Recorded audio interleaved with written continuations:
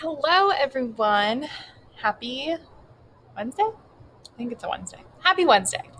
Um, Tomorrow we start in-person instruction if you're Group B, hopefully. So maybe I'll see some of you in person tomorrow.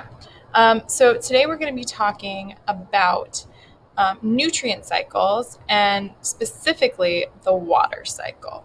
So probably heard of the water cycle. It's a lot of fun. I also think this little meme is really cute. All right, nutrient cycles. So, we talked about this yesterday. So, there's this thing called the law of conservation of mass, first posited by Antoine Lavoisier, also known as the conservation of matter. And he said matter cannot be created nor destroyed. My favorite iteration of this is We Are All Connected in the Great Circle of Life by Mufasa in 1994. It's basically the same thing. All of the atoms in the food we eat get turned into our molecules. So these atoms don't just disappear. We literally either build stuff within our body, or use them to build stuff within our body, or we poop them out. Those are the only two options. So quickly. Everything you see exists together in a delicate balance. As king, you need to understand that balance and respect all the creatures, from the crawling ant to the leaping antelope. Dad, don't we eat the antelope? Yes, Simba, but let me explain. When we die, our bodies become the grass, and the antelope eat the grass. And so, we are all connected in the great circle of life. All right, so Mufasa basically just went over the law of conservation of mass. As he said, their bodies become the grass. So after decomposition, their bodies, those atoms, literally become the grass. The antelope eat the grass, and those atoms in the grass become the antelope. This is the law of conservation of mass. So, big picture, since mass is conserved and matter is conserved, that means matter just is cycling. We never destroy it. We can't really get more of it. It just cycles in a big loop. And an example is the water cycle. So water is a chemical that cycles through an ecosystem. So typically we think of the water cycle as evaporation, condensation, precipitation. And then it goes from like pools of water into the sky, and then from the sky back down to the ground, and then into pools of water, into the sky, which is true. That does happen, but it's a little more complicated than that. I want to show you one more YouTube video. It's a great song. I only force you to listen to like 30 seconds of it. Oops. There we go. Under the drop. Let's make rain. Okay, everybody, start out in the wave. I saw them live when I was like 10, so. The sun beats on our back.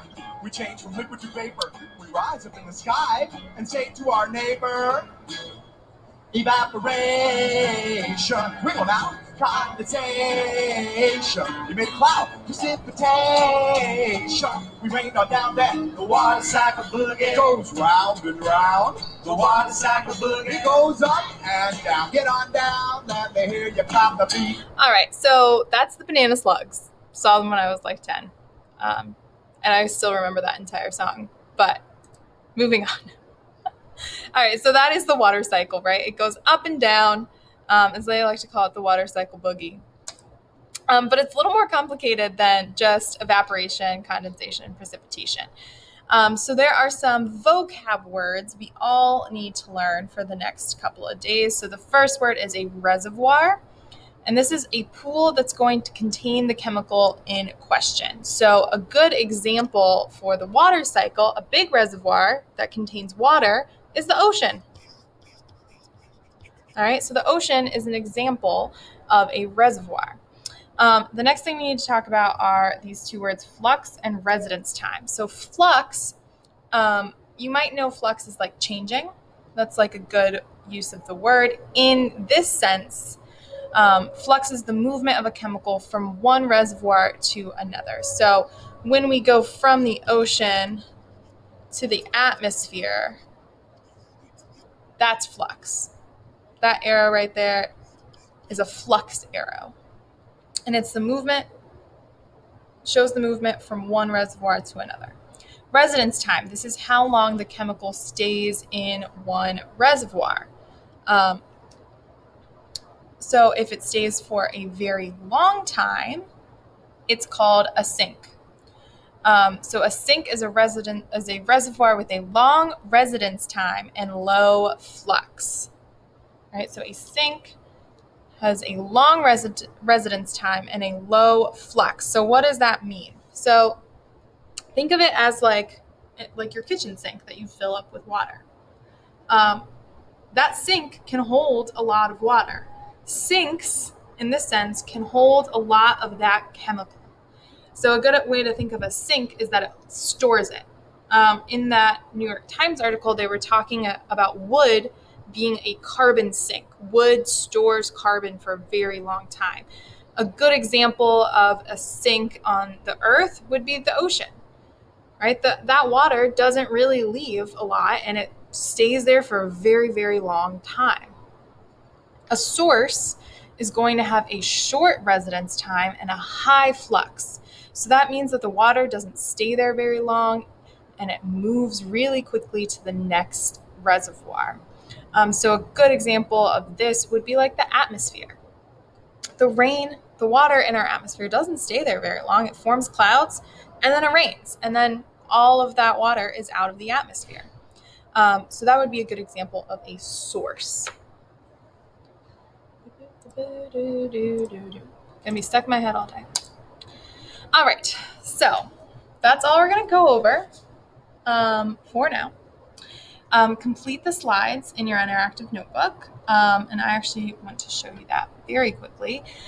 Make sure you do the New York Times Flipgrid about wood and the carbon, storing carbon in wood buildings. We'll be talking about the carbon cycle tomorrow, so this will be very important that you do it by tomorrow. And I will be checking your interactive notebooks at the end of this week. All right, so most likely this weekend. That means you need to catch up on anything that you're behind on. It's been 2 weeks. If you're behind, you need to start picking up the pace. All right, so I'm going to check it at the end of this week. Fair warning, I'm checking them this weekend. All right, I need to find your interactive notebook. All right, so first thing you're going to do, you're going to click this link. It's going to take you to a document written by me about the water cycle. Then, using this reading, you are going to complete the next slide. So, the black boxes here are reservoirs. So you're just going to click, type in what you think the name of this reservoir is. The red boxes are going to be the flux arrows. So you're labeling the flux arrows. In the reading, if you come back to this reading, the reservoirs are going to be in bold. The flux arrows are in italics.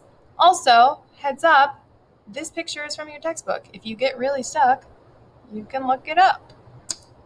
I also gave you a word bank. So these are all of the different reservoirs that you're going to put into the black boxes. These are all the different flux arrows that you're going to put into the red boxes. You will notice that there are 2 precipitations and 2 evaporations. That is correct. All right, so you are using these for the flux arrows, using these for the reservoirs, and just typing it in, and make sure you read the reading. All right, there's some vital information in there, and that's all you got to do. That's it. That's all. Had fun, had a ball. All right, if you have any questions, office hours today, 2 to 2:20. Link in your Google Calendar. I will see some of you hopefully in person tomorrow. We'll see how this day goes, but I will see some of you tomorrow. If not tomorrow, then I will see some of you Friday. Bye, everyone.